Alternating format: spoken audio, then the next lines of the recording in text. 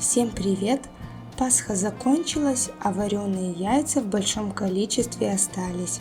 Сегодня будем искать им применение и приготовим заливной пирог с яичной начинкой.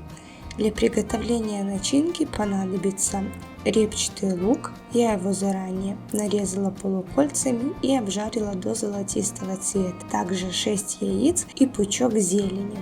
Яйца необходимо нарезать на небольшие кубики, либо натереть на крупной терке, тогда начинка будет более однородной. Также, если хотите, чтобы яйца сильно чувствовались, тогда можно нарезать на более крупные кубики. И отправляем яйца к обжаренному репчатому луку. Здесь у меня 2 крупных луковицы. Когда яйца нарезаны, нарезаем зелень. У меня зеленый лук. Также можно лук заменить укропом.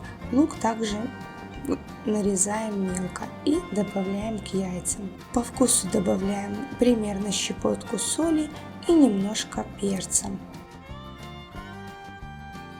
Все хорошо перемешиваем.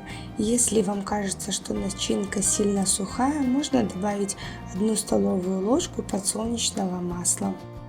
Начинка готова, пока убираем ее в сторонку и займемся приготовлением теста. Для теста необходимо смешать 2 яйца, пол чайной ложки соли и пол чайной ложки сахара. Все взбиваем до однородности при помощи миксера либо венчика. Продолжая взбивать, вливаем 400 мл кефира. Все ингредиенты комнатной температуры. 300 г муки добавляем 1 чайную ложку разрыхлителя, перемешиваем. И в яично-кефирную смесь добавляем половину муки с разрыхлителем. Все хорошо перемешиваем. Сюда же добавляем 70 грамм размягченного сливочного масла либо маргарина. Также перемешиваем и всыпаем оставшуюся половину муки. Замешиваем однородное тесто. Тесто получается примерно как густая сметана. Обычно такое тесто делается на оладьи такой консистенции. Когда тесто готово, займемся дальнейшим сбором пирога. Форму, в которой будет выпекаться пирог, необходимо смазать небольшим кусочком сливочного масла. Выливаем в форму половину теста, немножко разравниваем по всей поверхности.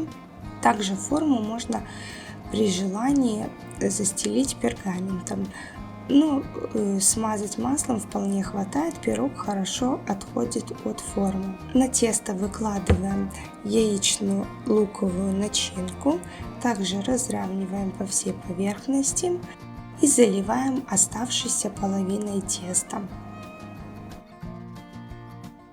Тесто хорошо разравниваем по всей начинке, также можно немножко с формочкой постучать об стол, чтобы тесто хорошо распределилось по всей форме. И сверху я посыпаю кунжутными семечками. Также можно за 10 минут до конца выпечки смазать пирог желтком. Отправляем пирог в разогретую до 180-190 градусов духовку на 50 минут. Через 50 минут наш пирог готов, достаем его из духовки, даем полностью остыть на решетке и нарезаем на порционные куски.